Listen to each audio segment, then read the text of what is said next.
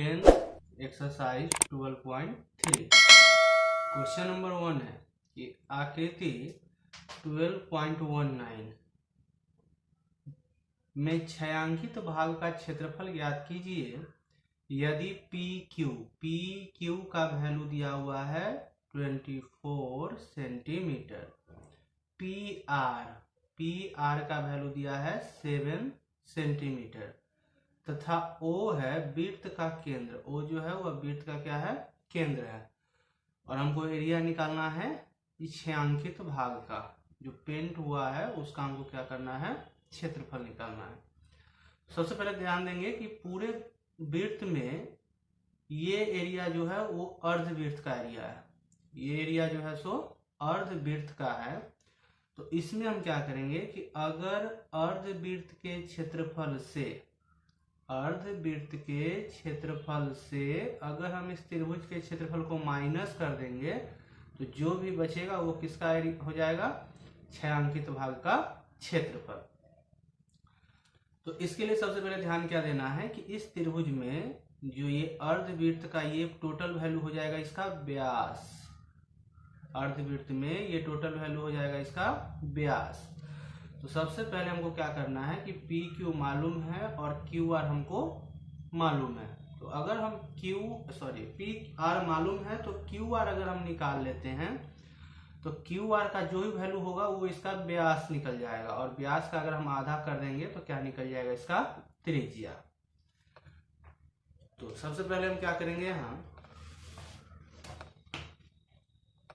कि question number है 1 और इसमें PQ का वैल्यू दिया है 24 सेंटीमीटर और PR का वैल्यू है 7 सेंटीमीटर। तो इसमें त्रिभुज कौन सा बन रहा है, त्रिभुज PQR से। तो हमको चाहिए क्या, QR चाहिए, क्या QR। तो पाइथागोरस प्रमेय क्या है, कर्ण का स्क्वायर इक्वल टू क्या हो जाएगा, लंब स्क्वायर प्लस आधार स्क्वायर। तो इस पर हम क्या करेंगे, QR का स्क्वायर इक्वल टू हो जाएगा PR या PQ। तो यहां से क्या हो जाएगा, PR का स्क्वायर प्लस PQ का स्क्वायर। तो QR का स्क्वायर इक्वल टू PR का वैल्यू कितना है 7 का स्क्वायर प्लस PQ का वैल्यू है 24 का स्क्वायर। यहाँ से आ जाएगा QR स्क्वायर इक्वल टू 7 का स्क्वायर हो गया 49, 24 का स्क्वायर हो जाएगा 576। तो यहाँ से आ जाएगा QR का वैल्यू जो होगा वो कितना आना चाहिए, यहाँ हो जाएगा 625 और यहाँ से अगर हम स्क्वायर हटाते हैं तो इस पर आ जाएगा रूट 625 और इसका स्क्वायर रूट क्या हो जाएगा। तो QR का वैल्यू हो गया 5 सेंटीमीटर। मतलब कि इसका व्यास हमको कितना आ गया 25 सेंटीमीटर। जब व्यास 25 सेंटीमीटर आया तो त्रिज्या इसका आधा होगा, तो इसका आधा कितना हो जाएगा 25/2। तो यहां से क्या हो गया, इसका व्यास हो जाएगा 25 सेंटीमीटर। तो इसका त्रिज्या हो जाएगा कितना, व्यास का आधा यानी 25/2 सेंटीमीटर। अब हमको इसका क्या निकल गया, त्रिज्या हमको मालूम चल गया। तो यहां से हम क्या करेंगे, पहले अर्धवृत्त का क्षेत्रफल निकालेंगे। पहले हम अर्धवृत्त का क्षेत्रफल निकालेंगे, फिर त्रिभुज का क्षेत्रफल निकालेंगे और अर्धवृत्त के क्षेत्रफल से त्रिभुज के क्षेत्रफल को माइनस कर देंगे तो छायांकित भाग का क्षेत्रफल निकल जाएगा। हमको निकालना है किसका, अर्धवृत्त का क्षेत्रफल।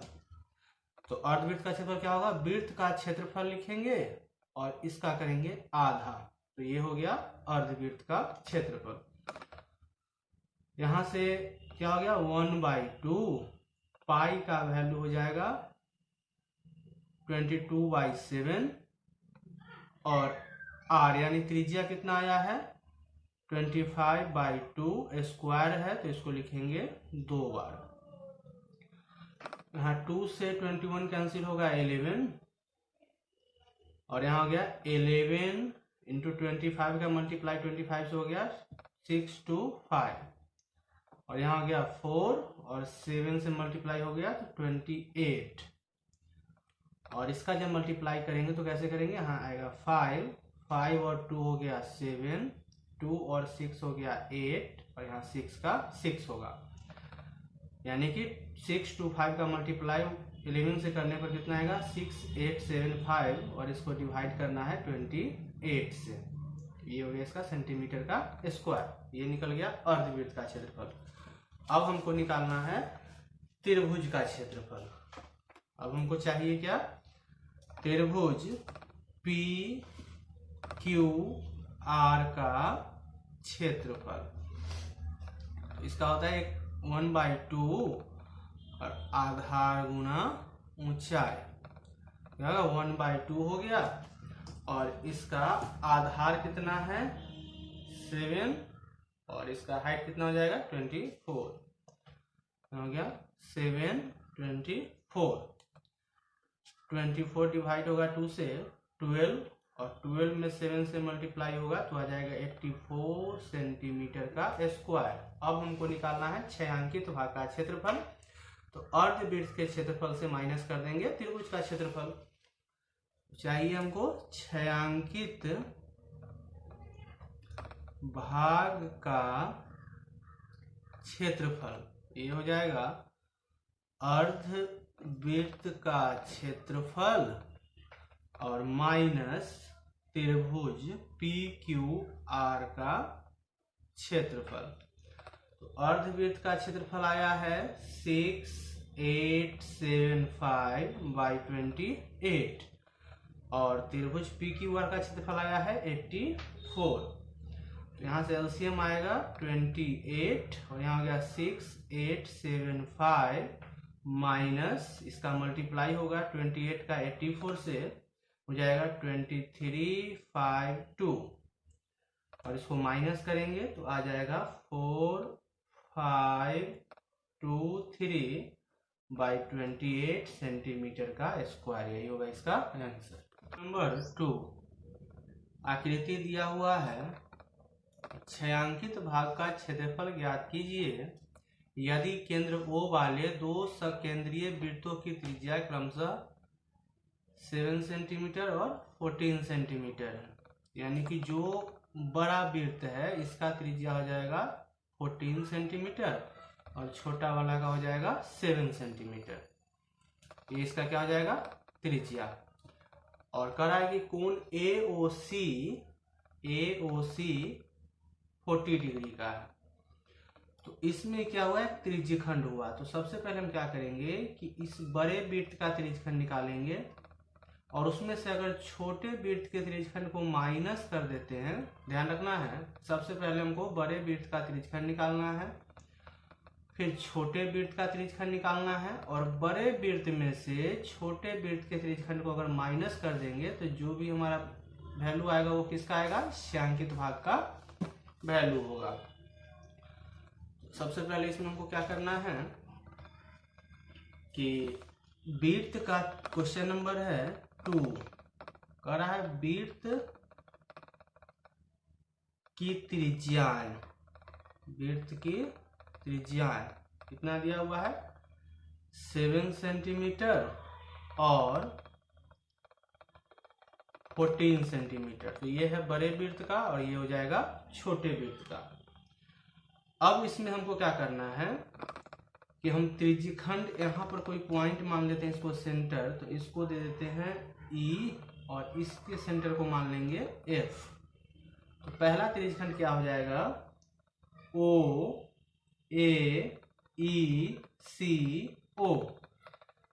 पहला त्रिज्यखंड क्या हो जाएगा OAECO और दूसरा त्रिज्यखंड को क्या हो जाएगा, ओ बी एफ डी ओ।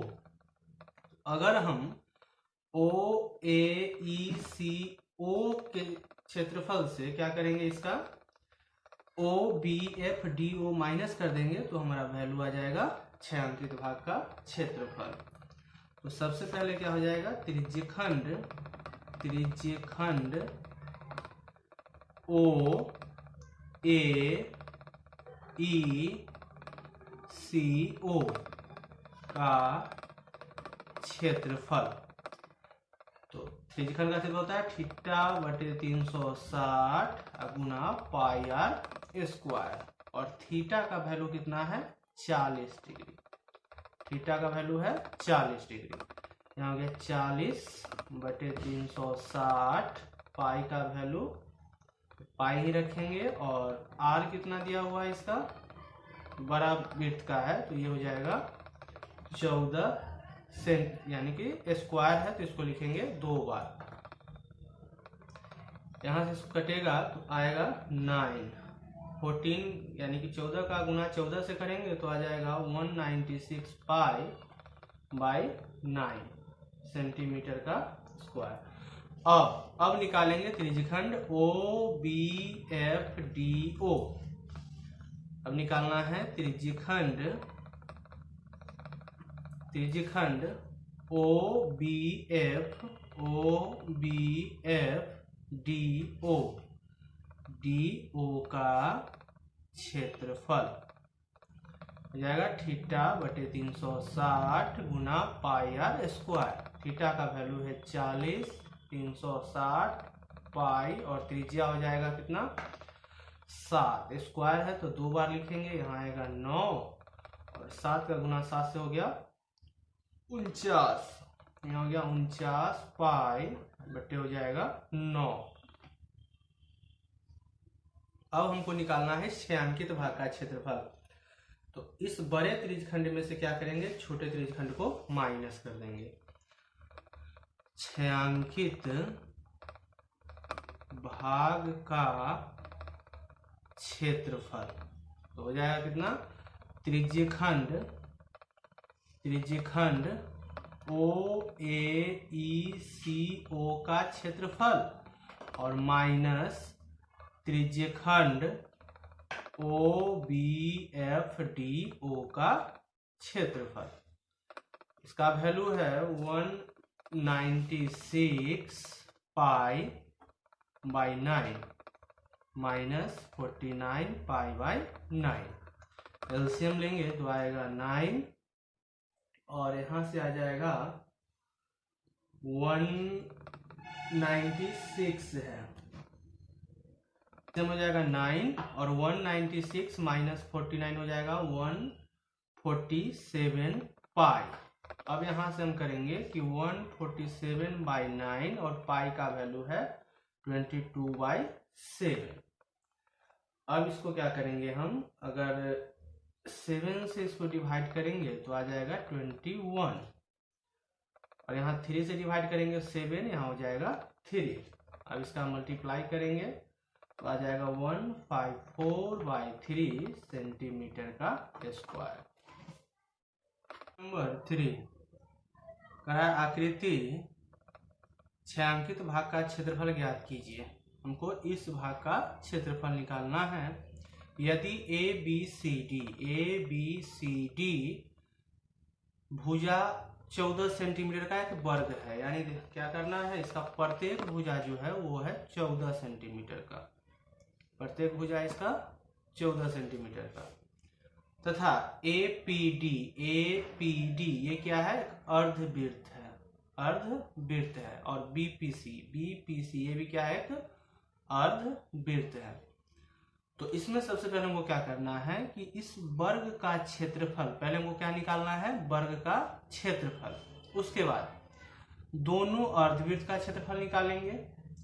उसके बाद दोनों अर्धवृत्त के क्षेत्रफल को ऐड करेंगे, और वर्ग के क्षेत्रफल से अगर माइनस कर देंगे, इस टोटल वर्ग के क्षेत्रफल से अगर हम अर्धवृत्त का क्षेत्रफल निकाल देंगे तो क्या बचेगा, छायांकित भाग का क्षेत्रफल। क्वेश्चन नंबर है 3। तो इसमें क्या भुजा दिया हुआ है 14 सेंटीमीटर। दो अर्धवृत्त है, पहला है APD और दूसरा है BPC। और उसमें ये इसका क्या हो जाएगा वैल्यू, ये इसका हो जाएगा, अगर अर्धवृत्त को लेते हैं तो ये इसका हो जाएगा व्यास। इस टोटल वैल्यू क्या हो गया व्यास। तो व्यास का आधा क्या हो जाएगा इसका त्रिज्या। तो यहाँ पर इसका पहले व्यास हो गया 14 सेंटीमीटर, तो त्रिज्या हो जाएगा व्यास का आधा यानी कि 7 सेंटीमीटर। अब सबसे पहले हमको क्या करना है, इस वर्ग का क्षेत्रफल निकालना है। वर्ग ABCD यानी कि वर्ग ABCD का क्षेत्रफल। तो वर्ग का क्षेत्रफल होता है भुजा का स्क्वायर, और भुजा कितना दिया हुआ है 14, स्क्वायर होगा आ जाएगा 196। अब निकालेंगे अर्धवृत्त APD का क्षेत्रफल। अब निकलेगा अर्धवृत्त APD का क्षेत्रफल। तो अर्धवृत्त का क्षेत्रफल क्या हो जाएगा, वृत्त के क्षेत्रफल को कर देंगे आधा। यहां से हो जाएगा 1/2 को बाहर रखेंगे, पाई को वैल्यू पाई ही रखेंगे, और त्रिज्या कितना हो जाएगा 7 सेंटीमीटर यानी 7 × 7। तो यहाँ हो गया 49 π/2। अब निकालेंगे अर्धवृत्त BPC का क्षेत्रफल। निकलेगा अर्धवृत्त BPC का क्षेत्रफल। तो वृत्त के क्षेत्रफल का आधा πr²/2। यहाँ से हो गया 1/2 पाई, और इसका भी त्रिज्या कितना है 7। 7 × 7 हो गया कितना 49/2 पाई। अब क्या करना है, अब इस वर्ग के क्षेत्रफल से दोनों अर्धवृत्त के क्षेत्रफल को क्या करेंगे हम माइनस कर देंगे। अब हमको निकालना है छायांकित भाग का क्षेत्रफल। तो क्या करेंगे, पहले वर्ग का क्षेत्रफल यानी कि वर्ग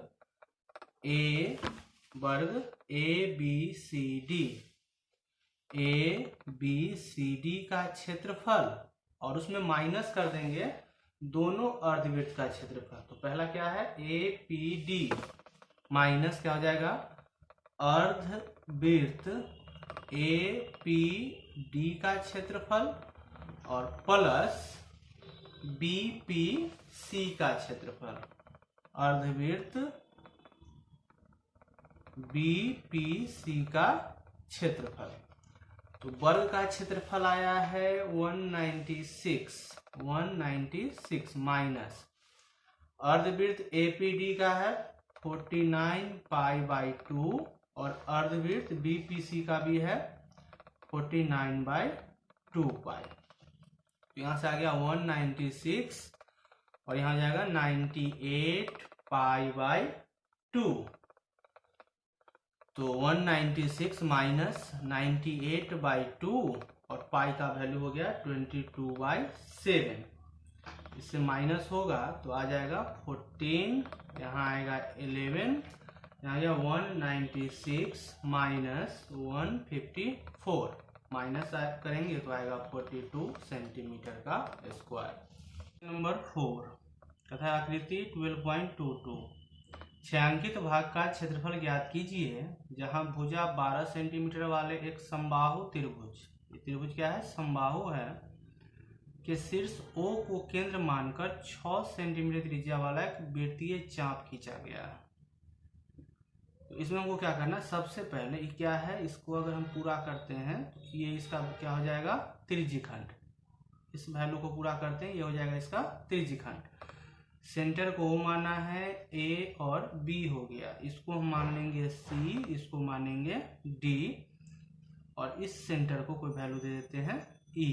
क्योंकि समबाहु त्रिभुज है तो समबाहु त्रिभुज का तीनों कोण बराबर होता है। तीनों कोण बराबर का मतलब कि त्रिभुज के तीनों कोणों का योग यानी कोण ए प्लस कोण बी प्लस कोण ओ, ये हो जाएगा 180, यानी प्रत्येक कोण होगा 60 डिग्री का, यानी कि ये जो वैल्यू आएगा यहाँ कितना आएगा 60 डिग्री का।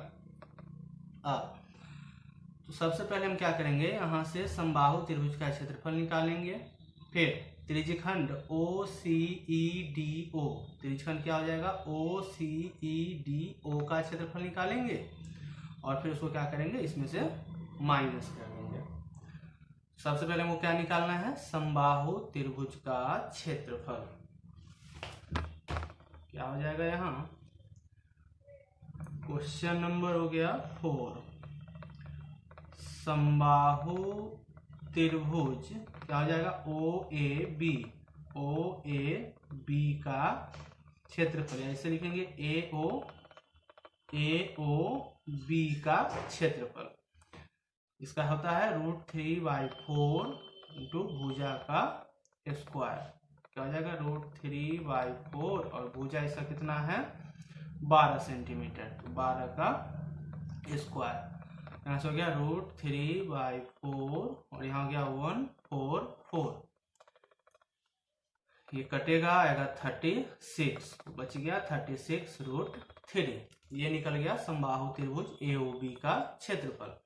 अब हमको निकालना है त्रिज्यखंड का क्षेत्रफल, तो इसका त्रिज्यखंड क्या हो जाएगा, त्रिज्यखंड OCEDO का क्षेत्रफल हो जाएगा θ/360 गुना πr²। थीटा कितना है इसका 60 है, 60/360 पाई, और त्रिज्या कितना दिया हुआ है इसका 6, तो स्क्वायर है तो इसको 2 बार लिखेंगे, तो यहाँ से आएगा 6 से 6 कैंसिल, तो इसका वैल्यू हो गया 6 पाई। अब हमको क्या करना है, वृत्त का कटा हुआ भाग का क्षेत्रफल निकालना है। वृत्त के कटे हुए भाग का क्षेत्रफल, तो क्या करेंगे, इसके वृत्त के क्षेत्रफल में से त्रिज्यखंड के क्षेत्रफल को क्या करेंगे, माइनस कर देंगे। तो वृत्त का क्षेत्रफल माइनस त्रिज्यखंड का क्षेत्रफल, वृत्त का क्षेत्रफल होता है πr² और त्रिज्यखंड का क्षेत्रफल कितना आया है 6 पाई। तो यहाँ से हो गया कितना, इसका रेडियस कितना दिया हुआ है, रेडियस है 6, यानी कि पाई 6 का स्क्वायर माइनस 6 पाई, तो यहाँ से हो गया 36 पाई माइनस 6 पाई, माइनस करेंगे तो आएगा 30 पाई। हमको निकालना है छायांकित भाग का क्षेत्रफल। छायांकित भाग का क्षेत्रफल, तो उसमें हम क्या करेंगे कि समबाहु त्रिभुज का क्षेत्रफल, समबाहु त्रिभुज के क्षेत्रफल से, यानी कि समबाहु त्रिभुज AOB का क्षेत्रफल माइनस कटे हुए भाग का क्षेत्रफल, यानी कि वृत्त के कटे हुए भाग का क्षेत्रफल। तो समबाहु त्रिभुज AOB का क्षेत्रफल कितना आया है 36√3 माइनस कटे हुए भाग का क्षेत्रफल है 30 पाई, यहाँ से आ गया 36√3 माइनस 30 पाई का वैल्यू हो गया 22/7, यहाँ से आ जाएगा 36√3 माइनस, इसका मल्टीप्लाई करेंगे तो आएगा 660/7 हो गया सेंटीमीटर का स्क्वायर।